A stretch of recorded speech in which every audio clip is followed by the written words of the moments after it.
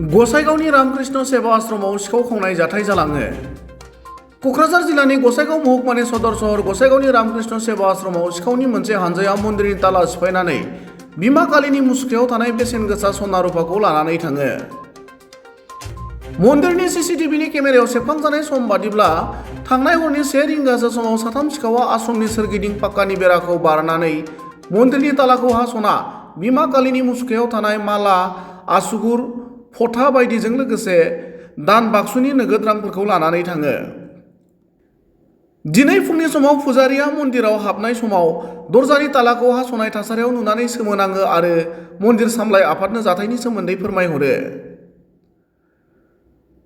मन्दिर सामलाय आफादनि बिबानगिरिफोरा रामकृष्ण सेवा आश्रमाव नुजाथिनानै पुलिसनो खौरां हरनायाव पुलिसनि मोनसे हानजाया जाथाय थिलियाव थांनानै नायबिजिरहैनायजों लोगोसे संदाननाय हाबाखौ जागायो। गुबुन फारसेथिं बे जाथायनि सोमोन्दै मन्दिर सामलाय आफादनि सोद्रोमाया ओरैबायदि फोरमायो।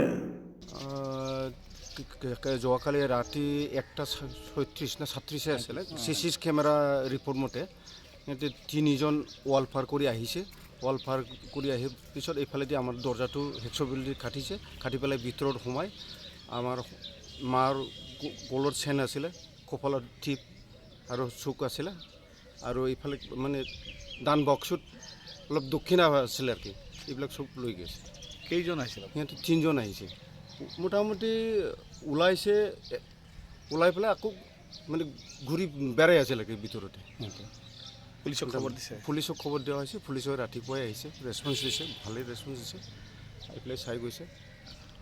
চাওঁ আকৌ কি হয়। আকৌ মানে আমাদের যে মন্দিরে কাজ করে ছেলেটা, ও আগে গেটটা খুলে দিয়েছে। আমাদের একদম কর্মী আসছে, কর্মী না মানে আশ্রমের কমিটির সেক্রেটারি ছিল, এক্স সেক্রেটারি, উনি আসতে আমিও এই সময় রুম থেকে বেরোলাম। বেরোলে আমি বললাম কি আপনি এত সকালে আপনার হাতে চাবি, ও বেলুন লোকটার নাম যারা ছিল কর্মীটা, ওটার নাম ছিল বেলুন, ওরা আমি ডাকিয়ে খুললে গেট খুলে আসছি।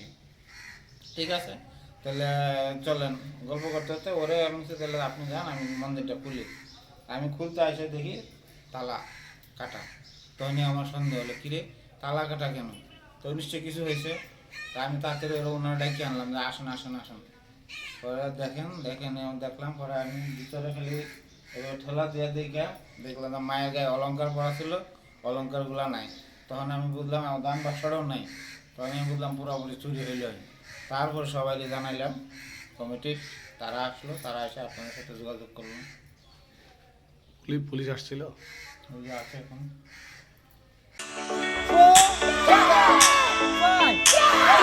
नोंथांमोनहा गावबा गावनि गथ'खौ काराटेनि सासे राफोद गेलेगिरि खालामनो गोसो दं नामा? हादरसायारि, हादरारि, हादर गेजेरारि थाखोसिम गेलेग्रा खालामनो गोसो दंब्ला नोंथाङा गोबाव दा खालामसै।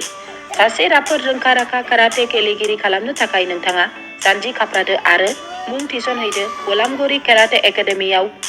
रोखा खौरांनि थाखाय 8720903713 मबाइल नाम्बाराव कन्टेक्ट खालामनो हागोन।